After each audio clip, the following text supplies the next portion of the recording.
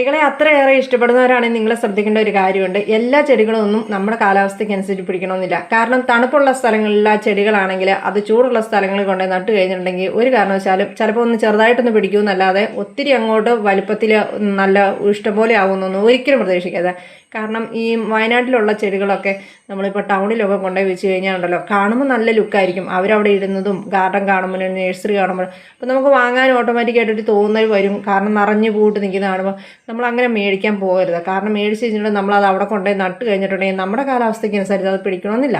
അതുപോലെ തന്നെ ചൂടുള്ള നല്ല, അതായത് മണൽ പോലത്തെ മണ്ണുള്ള സ്ഥലങ്ങളിലെ ചെടികളൊക്കെ പിടിച്ചു വരുന്നുണ്ടാവും. അത് നമ്മുടെ മലനാടുകളിലൊക്കെ കൊണ്ടുപോയി വെച്ച് ചെളിയുള്ള മണ്ണിൻ്റെ അടുത്ത് കൊണ്ടുപോയി വെച്ച് കഴിഞ്ഞിട്ടുണ്ടെങ്കിൽ അത് ഒരിക്കലും പിടിക്കുകയില്ല. അപ്പം നമ്മൾ അങ്ങനത്തെ കാര്യങ്ങളൊക്കെ ചെടിനടിയിലുകാർ പ്രത്യേകം ശ്രദ്ധിക്കണം. ഇപ്പം ഇതിവിടെ പറയാൻ എന്താ കാരണം എന്നല്ലേ, എനിക്കൊരു ഡൗട്ടില്ലായിരിക്കില്ല ഈ പെട്രിയ ചെടി എൻ്റെ മുറ്റത്ത് പിടിക്കുമെന്ന് എനിക്കൊരു സംശയമുണ്ട്. കാരണം ഇതൊരു വർഷത്തോളമായി ഞാനിവിടെ ചെടി കൊണ്ടൊന്ന് നട്ടിട്ട്, പക്ഷേ ഇതുവരെ പൂവിട്ടില്ല. പൂവിട്ടില്ലേലും വേണ്ടില്ല, പക്ഷേ ഈ പറയുന്ന അത്രയും വലിപ്പത്തിൽ വളർച്ചയൊന്നും വന്നിട്ടുമില്ല.